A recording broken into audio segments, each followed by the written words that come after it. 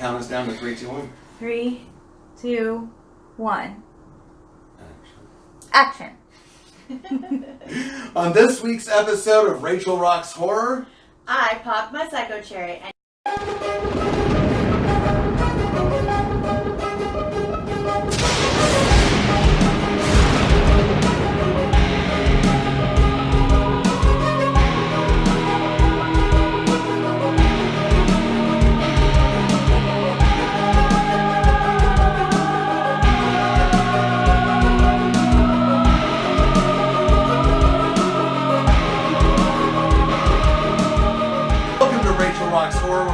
different eras of horror movies, both individual movies and eras in itself. We want to start with slashers, so if we're going to start with American slashers, we need to start with Psycho.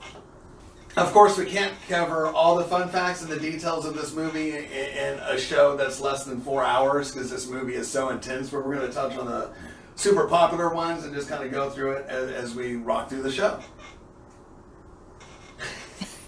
So, Alfred Hitchcock. He grew up in a very strict Catholic home.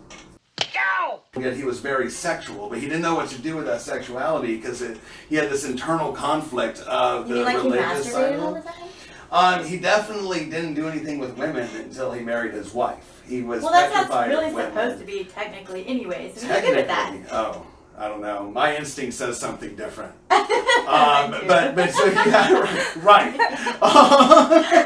Yeah, you have conflicting stories out there then. Hey, it is what it is. What it was. And Psycho is a slasher. A lot of people are like, oh, there's only a couple scenes with the knife. Like, I mean, I saw this. Right. Doesn't that mean slashing? And the script is... So Peeping Tom was also released in 1960, and it was the most graphic thing in the UK at the time. Peeping Tom. Yes. And it ruined the director's career there. And a lot of people credit that to being the first slasher. Psycho came out the same year. Here's the deal. We're talking about two different film industries at the time. This is way before the internet. So a film streaming that... Alfred Hitchcock had a ton of movies out before his American releases, and Psycho was in his early American releases, but a lot of American film it wasn't in widespread cinema. It would be at art houses and stuff, and so when people bring up Peeping Tom to compare it to Psycho as an overall genre, I get it, but we're talking about one film being released in the UK, another one here. Those worlds didn't cross back then. It was very rare. You could only find international cinema at art house type things. You are informed like a mofo. Like, how do you know all this stuff? I just explained why I was a virgin until 22. So. You're right, actually. right. So I don't get the argument between the two of Peeping Tom and Psycho. But personally, they're both great films. I'm definitely partial to Psycho. And when it comes to American cinema, and not even with the horror genre, just American cinema, it changed it forever. It became very influential, and especially in the horror industry, obviously. So, what I love about the opening scene, now we know that Hitchcock he's intimidated by beautiful women. What he likes about, there was always the Hitchcock blondes, and people close around and said, oh, he likes controlling the thing that scares him, because then he gets to direct them and do everything else, and who doesn't like, Oh, I love that back. That's kind of that's cool though. He got to put some of his fantasy in play. Like a lot of people that's all it is a fantasy. Right. And he actually got to kind of live his fantasy. He did. And in a very respectful way. Right. There's some conflicting rumors out there about how sometimes he was perceived as a very tough director, and other times, Janet Leigh had nothing but great things to say about him. Mm-hmm. And man, one of the original Scream Queens, of course, the mother of Jamie Lee Curtis, who is the Scream Queen, in my opinion, of the 80s, with, late 70s, early 80s, of Halloween, of course. So her mom, Janet Leigh, was in one of the most influential horror films of its time. And her daughter, Jamie Lee Curtis, was in Halloween, one of the most influential horror films of its time. And there's a couple more connections. It's like the family biz. It is. And in Psycho, her lover, Janet Leigh's lover, Marion's lover, his name is Sam Loomis. Mm-hmm. And the detective in Halloween, his name as an homage to Alfred Hitchcock is Sandlin. Oh, that's awesome. I love that. There's a few other connections between Psycho and the influence that Alfred Hitchcock had on John Carpenter that we'll probably cover more in the Halloween episode coming up in a couple weeks. I'm just being filled with knowledge right now. I feel like my head's going to blow off. It's fun though, right? Yeah, it's cool. So, let's talk a little bit about Psycho. Okay, let's talk about it. Hitchcock's big into invading your privacy and he wants you to make you feel awkward right away. So he opens up the movie with the camera going through the hotel window. Peeper, okay? Like, right.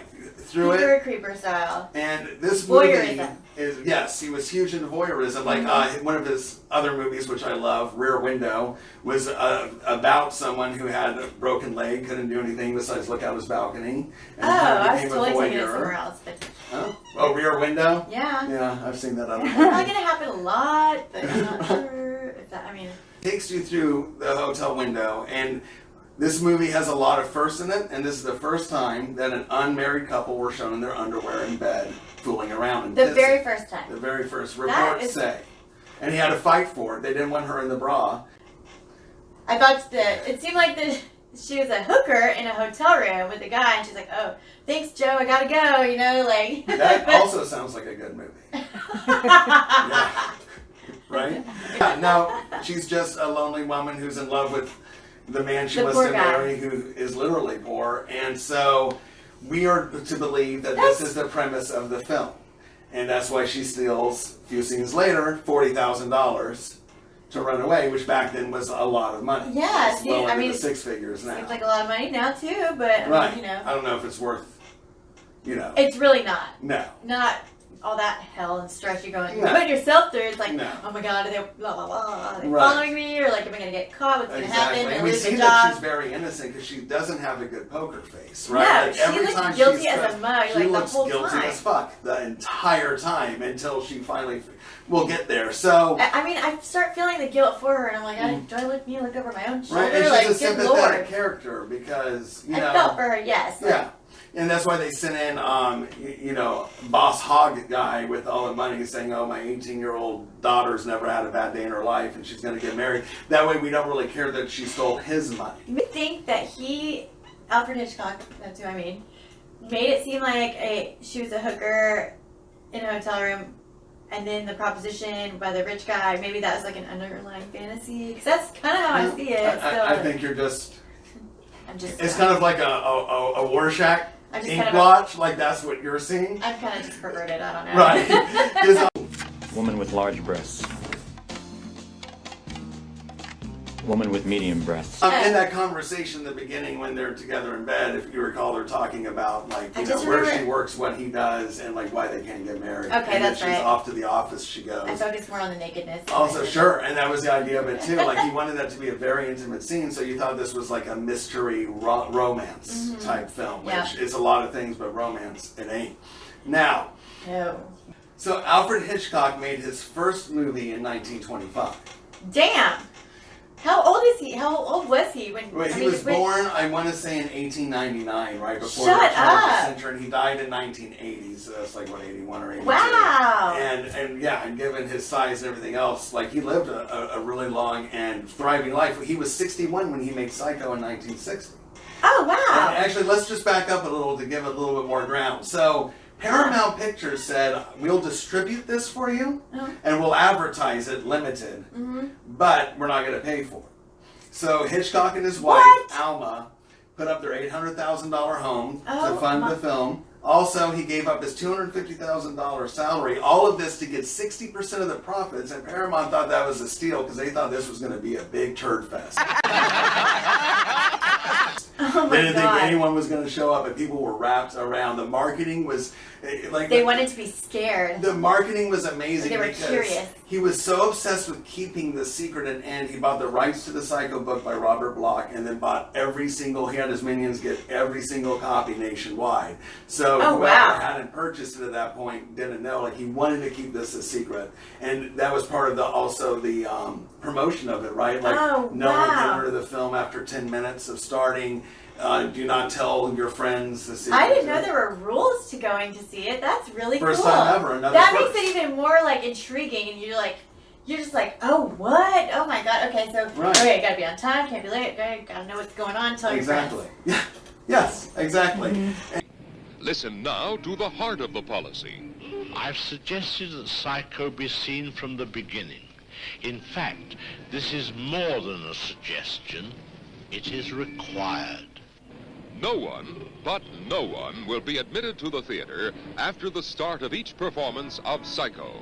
And so he gambled everything. It paid off in dividends because his 60% of the share was $15 million, which back then, to today's money, back then it's $15 million. Today's money, that's anywhere between 130 and 150 million off this one movie. He also gave up rights to his television show and Psycho to become the third largest shareholder of MCA.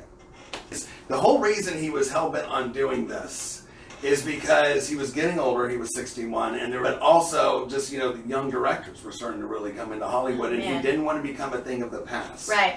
And he was already entrenched in pop culture because he was a very popular show host of Alfred Hitchcock Presents, and people tuned in to see all of his clips as much as they did the mystery he presented that week.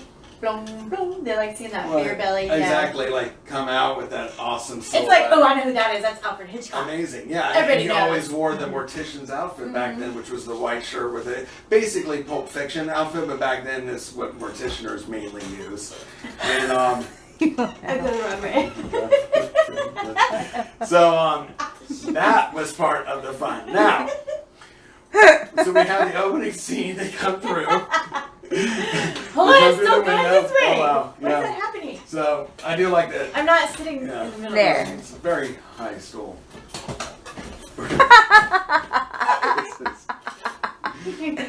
This is fun. Okay. So we get to the point where she steals the money. She's headed towards her death ultimately, but to the hotel. Which one's squeaking? Hers. It creaks. You're wiggly. It's the gates behind hers. us. Duh. We have. You tell me what you thought of her process. She has the money. She's playing everyone's thing in her head. She's getting the new car. She's heading towards the hotel. What goes through your head during this time, since you still hadn't connected all the dots at this point? My initial thoughts were, she probably wishes she would have had more time to plan it out more thoroughly. Sure, it was a very fly-by-night It thing. was like on the seat of her pants, and she was like, "Oh shit!" She obviously had never had that much cash in her personal grasp at that, ever. Mm-hmm. She's like, "Oh shit!" And then she's like, "Boom! Oh my god! I know I can put this money. I want to marry that dude." Right? Is that what it was? Yeah, Okay. that's exactly why she... Man, he must have been a good lay. Sure.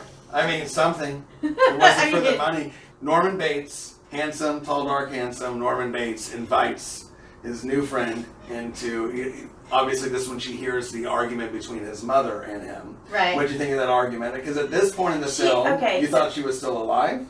I had no clue. I mean, I heard a woman speaking that was from a distance, and obviously it was his mother, and she seemed like a royal bitch. Right. Like, totally cut him down, just like being a mean mom. Parlor. He called it a parlor. The right? parlor. And the But parlor together eating where the sandwiches. creepy stuffed birds are the taxidermy. Mm-hmm. Because Yeah. the heebs. Right. The heebie-jeebs. It's creepy. Hitchcock knew what he was doing. Yes, he did. Especially with the certain types of birds that were staring at them. Crow here, an owl there. Crows. Crow. Crows usually represent death, right? Mm-hmm. Am I correct? We're gonna go with that. Miss Crow's That's what I representing. would. I mean, every time I've You're seen a into all crow in that. a movie, then it has pretty much something gets killed or like. Sure. Or gets, except for the crow who comes back to life. It's a true story. Okay. Brandon Lee would disagree with you.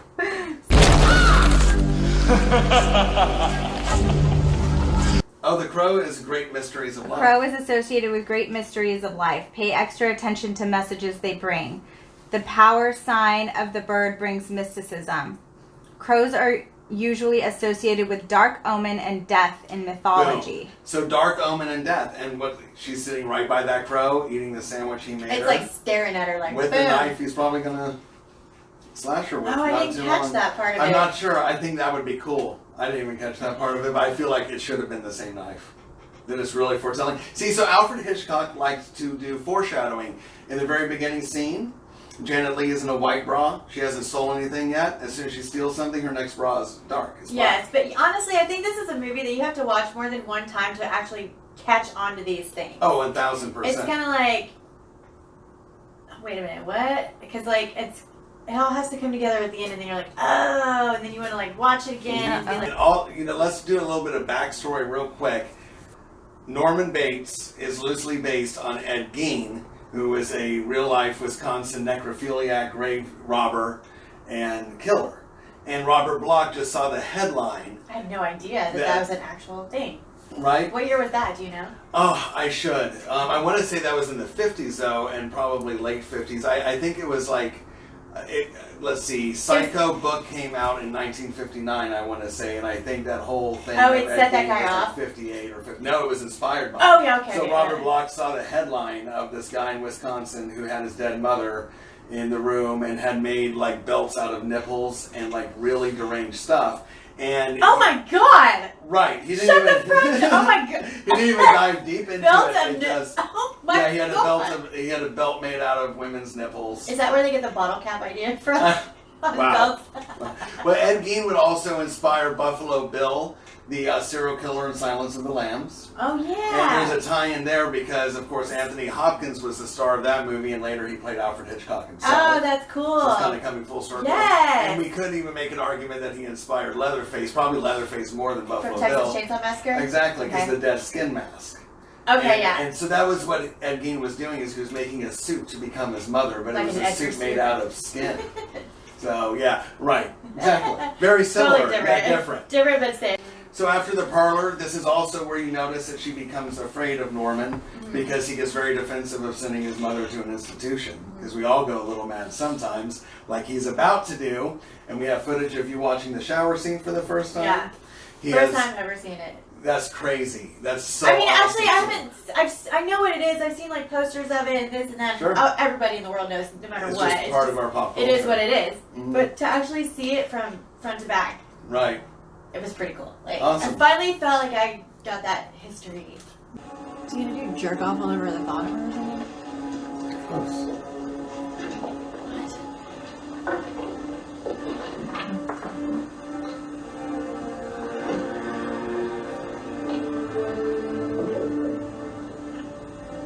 Oh no, he's not gonna listen to what's going on over there. I saw that he's got like an ear that sticks out this far. Oh my god, no way! Creeper deeper, oh my god! Got his own little peepee hole. Well, not peepee hole, but peeping hole.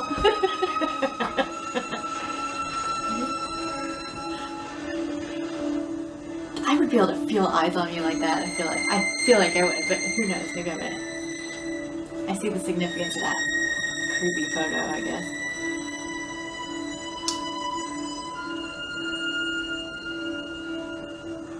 Room 1. I'm never going into room 1 ever.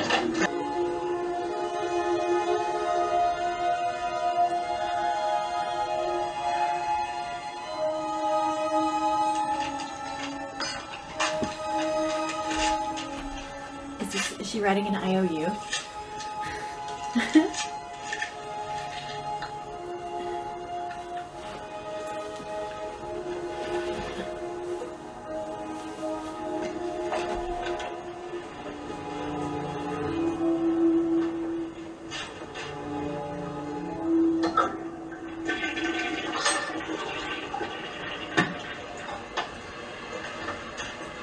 I mean, paper has to sit in the toilet for a while for it to be able to go down.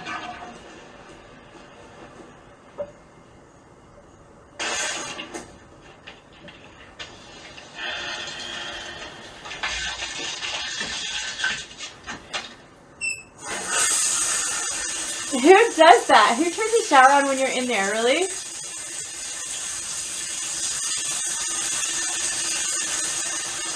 He's wiping that guilt off, huh?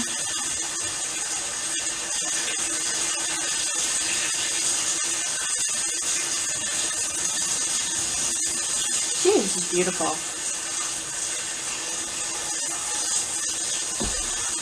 Is he gonna rape her or something?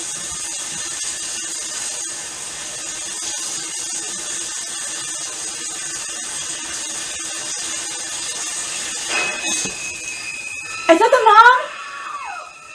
Oh my god! No, wait, no.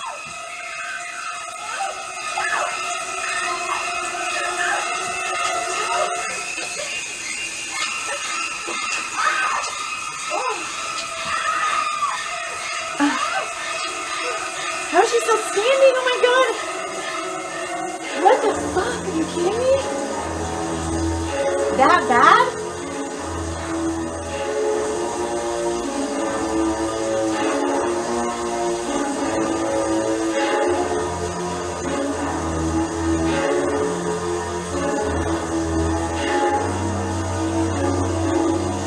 I mean, she was gonna return the money. She didn't really deserve that.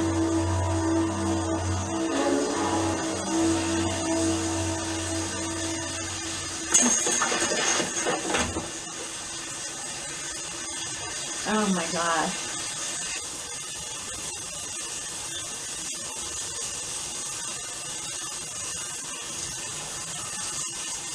I mean,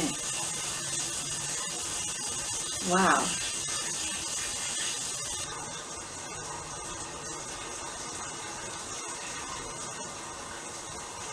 Mother! Oh God! Mother!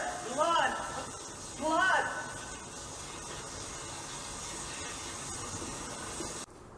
Okay, so you were definitely affected by the shower scene. I still am. But I don't want me to talk about what I still get from it today. Tell me how you felt watching that shower scene. We saw that, it definitely creeped you out when you saw the shadow coming, but expound a bit. So the first thought I had was, oh my god, I knew she should have asked for that spare key hanging on the rack when he checked her in. Right. Okay, so I was like pissed. I was like, why the fuck didn't she ask for that fucking key? Like, it's common sense. You don't want your extra room key, especially if it's like not like digital or something like they are now. But like, I mean, that's like an open invitation probably. Sure. For that, Clearly, obviously. the extra lock wasn't locked. There's always Right, that one lock to the exactly key the- that you can only lock internally. I don't even know if they had those back then because Right. there weren't crazy. Exactly, but okay, on so this level. I thought it was just gonna be like a sexy like naked shower scene. I didn't really know like how much they weren't gonna show, because me, I want to see some boobs. Who doesn't? Right. When you grab a woman's breast and you feel it and But anyways, Everyone loves so boobs. they're in the who doesn't? Yeah. Right. So they're in the shower. She's in the shower, and then like it's opaque. It's not like totally clear, so you don't you don't see exactly who's coming at you, but you just see this like darkness like start moving towards you. You're like, oh shit, that guy is going to kill her. It's like, oh my god, pay attention, to your surroundings, lady. You get it's like you don't hear. Right. I feel like I would hear something like that, but Sure, well, I think that's Even where the they water were showing going. how she was kind of getting caught up, like she was cleansing her body. She had decided she was going to oh, return the there money. it is. Yes. And the whole idea is Washing the guilt off. right, and she was supposed to be so entrenched with the water that it blocked Okay, her now hearing. yes. Okay, so Of course, we see what she doesn't, which So is they- terrifying. anyway, so the assailant pulls the shower back and he starts going ree, ree, ree, ree. Yes. So boom, there's that Right. the famous noises, right? Yes, when the screams come, it is still unnerving to me to this day. And that was 78 setups, 52 cuts for a 45-second just a slash scene. And it took 7 days, right? 7 days. He was pretty obsessed with that scene. He knew yeah. he had to get it right. Had to get it right. He had to file. Well, he brought in Saul Bass to storyboard it out. And he told Saul Bass exactly what he wanted, so they drew each frame. And each cut was like a slash. Oh, you imp, you've got nudity in there. Well, her breasts were rather large. And people at the time in the audience swore they saw the knife penetrate her skin. But it never does. Alfred Hitchcock knew that if you just give the audience enough, our imagination will take over. And there's Naturally. nothing more terrifying than our own imagination. We are our own worst enemies. We are. And so, he kind of creates this palette for us to run away with the scene he sets up. He was always very ingenious like that. Less is more a lot of times. Now that was a very controversial scene at the time. You should have seen the blood. The whole place was, well, it's too horrible to describe. Dreadful. There's been bloodier scenes in cinema, in American cinema before then, but there was never anything that brutal where a woman was being invaded in something we consider very private and very safe, a shower. Yes. And it's now no longer safe. Yeah, you're supposed to like let it loose in there. Right, and it made people, and also never killed again. off. Okay, I'm sure some people will never take showers the same again after seeing that. They're all paranoid and on edge. I can't tell Which you. means that his movie worked. Absolutely, even for sure. And Janet Leigh was a top billed actor in the movie, and now he's killed off his lead 30 minutes into it. But what the fuck just happened? Yeah. The lead's gone? Like, that was just, it's been done since then, but because of this it has. Right, and that right. was very, what did you think of that, her being whacked off? Because I know, like, watching it with you, I could tell you were into, you know, their story as the couple. Well, for one, I was bummed that I wasn't going to see her in the movie anymore because she's easy on the eyes. Sure. For one, but Very then I was good. just like, oh my god, where's this going to go now? Like, what's next? Right. And what we get next is Vera doing an amazing job. Because all of a sudden her sister, who we thought was a background character, is now in most of the movie. Right. Which is just brilliant. And the guy that we kind of thought was a one-off in the beginning, or maybe coming in later romantically, is coming in under tragic It was nice to situations. see that he stepped up his game to like try and figure it out, and he wasn't just like, oh, I don't know, you know. The second murder was Arbogast, the detective. He had just come up the stairs. I mean, when you see someone going up the stairs in a movie like that, you know they're going down the hard way. Right. Of course, in a flash, there was the knife, and in no time. And it also creates kinda that guessed- claustrophobic feeling, right? Yeah, like you're trapped. Just Yes, like the absolutely. shower. So now we got Oh, two and deaths. it's, oh yeah. Two claustrophobic deaths. A stair. So Arbogast falls down the stairs. And that would be done much differently today, and it would look more convincing. But back then, They that just throw a was... dummy down the stairs. Like, that was- right, or CGI, or have a stuntman where they put a crane on him and Yes. tilted him to put the shot behind him so he could do this thing. But it worked. And it was... I thought it was a very effective It was death. extremely effective, and it was a surprise. Absolutely. Speaking of surprise, we've got you watching what your reaction was when you saw Mrs. Bates in the fruit cellar. You think I'm fruity, do you? That yeah. she wasn't Mrs. Bates, she was a skeleton. Yes. Okay. So I had originally thought, I was like, something started like clicking, and I was like, this guy's a taxidermist. Who's that woman buried out in Green Lawn Cemetery? Wait, what? No. Oh, he's a crossdresser? He's a transvestite. Not exactly. Yes. Nobody's seen the mother yet. Something creepy's going on here. I'm like, did he stuff his mom? Like, oh my god. And I Twisted, bet he right? did stuff her before. Yeah, no, before they anybody said found he her body. treated her. Stuffing her. So, yeah, and we'll Right. find out. Well, first let's watch your reaction. Okay. Your OMG moment. Let's see it, yeah. Okay.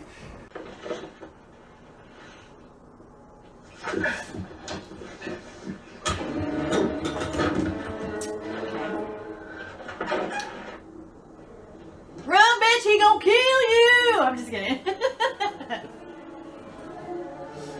No good.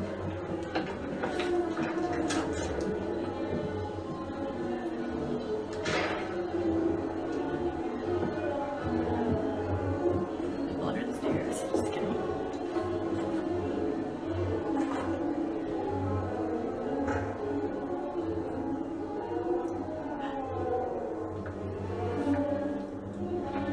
She reminds me of American Horror Story. Love those shows. But that's where they got the idea.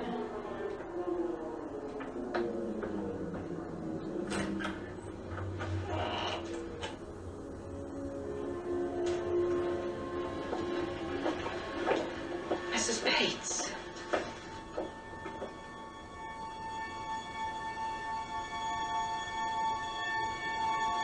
OMG!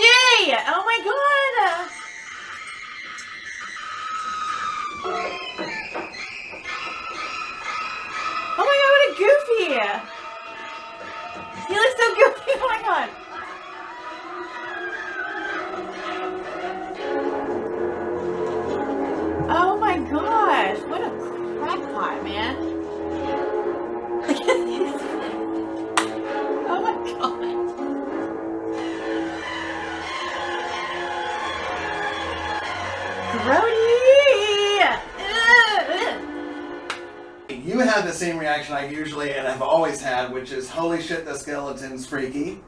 It looked kind of like a monkey, but I mean, it worked. Right. And the scream, Vera's scream, I mean, is the most chilling scream. And Hitchcock. That's a scream queen for you right there. It was, the OG right absolutely. And she, so Hitchcock would do these practical jokes, and they had different mothers, and skeletons and corpses of mothers drawn up or made.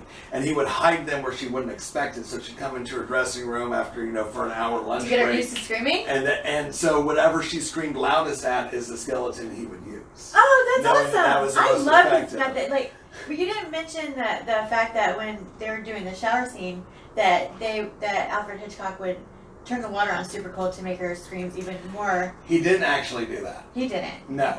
That was a rumor, and they actually say that in the Universal Studios tour. They used to back in the day. I don't know what they do now. But actually Janet Leigh said that he made it quite comfortable for her. Oh, okay. And she was a good enough actress that she was truly terrified. It's awkward. I don't know if you can imagine being naked in front of a bunch of people filming you. There's I might not know what that feels like. I might know what that feels like. There's a bit of an awkwardness there, I'm sure. It's a little uncomfortable. I'm sure. And so imagine if then you are having like a knife wielding, and then that's a very uncomfortable feeling. And you have Hitchcock chastising the guy, saying you're not doing it the right way, and then showing. Meanwhile, she's screaming. And they use a lot of that cut, rumor has it, like Hitchcock's own hand slashing at her because he knew the angles to come at. Well, isn't he one of those people that usually made like a cameo in all his movies? Yes, so he started doing that in 1925 with his first movie, good call. Yes! Out of necessity of needing more people in the scene, and then that just became his thing. In fact, he's in Psycho. You saw him in the very beginning. He was outside the window wearing a hat. He was told, he said that if I'm doing the cameo in this, it has to be right away, because if it's after the whole shower scene, it takes people out of the moment. Like, oh, there's Alfred Hitchcock. So he did very quick and not obvious and just snuck in and snuck out, and he's made a cameo in every single one of his movies that he's credited for. So it could be his hand, it could not be his hand. Right. I'm willing to bet at least one of them was. Yeah. I like to at least think that because that's fun. It's like, I still got in there. Right, exactly. So he had two cameos in a way with this one. So the slashing scene is amazing. They have whole documentaries on just that scene. They have whole books on just that scene.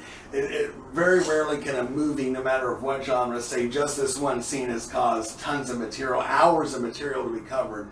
For this one scene where the whole bathroom scene, I think, is 4 minutes, and just the slashing and the death is 45 seconds, I want to say. That's insane to me. I thought it was clever how they made her slump over.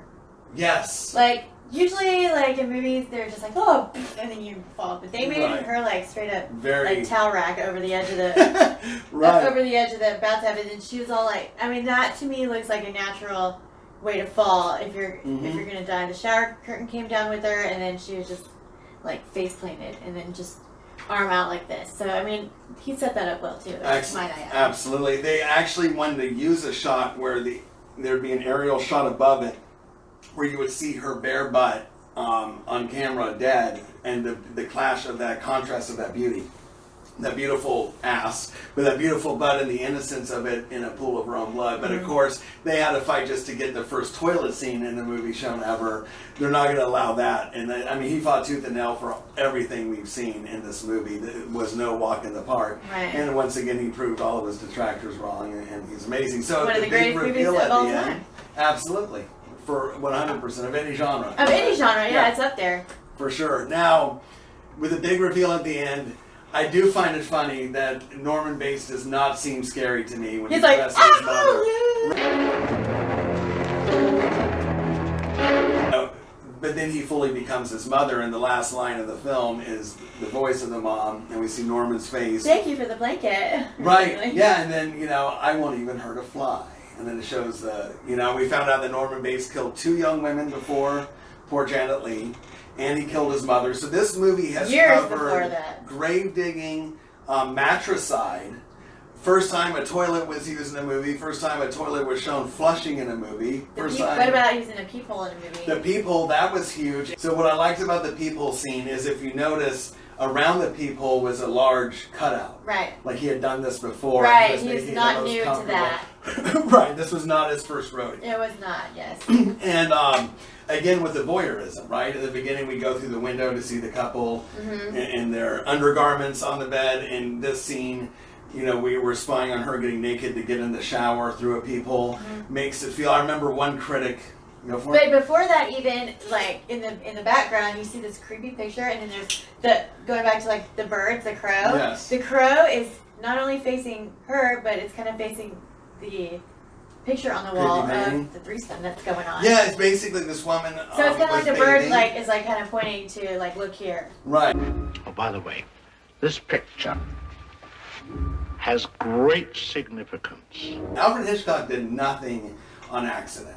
Like if it was Very in the deliberate shot, stuff. it was very deliberate. Like it wasn't just like with the smallest things that, like you said before, this takes dozens of viewings to really soak up everything. Yeah, like and even talking about it jogs my memory, and I'm like, oh yeah, like that makes sense, and that makes sense, and it just starts to like come together, and you're just like, oh. Absolutely, and it was one of the most influential films, and it inspired a subgenre of horror that was really going to start taking off, which we'll be covering next week. The next movie we are doing is Last House on the Left, which she has never seen, correct? I have never seen it. I don't even know what it's about. And she wants to go in blind. I'm going to totally be surprised. Right, the whole episode may be just watching her facial reactions. I got chills. I'm excited. It is freaky.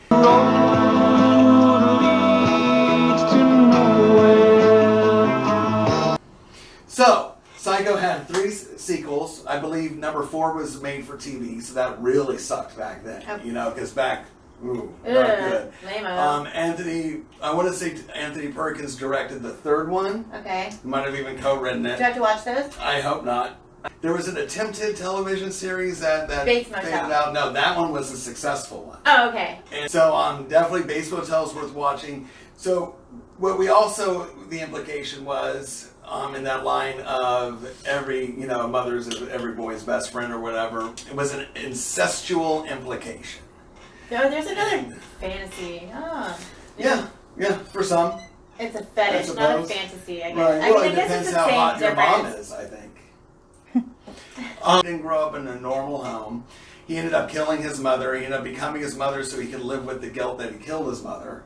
Yeah, I see And then he basically, in many ways, even though it was Norman Bates killing these women, and what we saw, one dude and one woman, it was the mother's side of him killing him. Because this is like, for all we know, his mother killed people before this.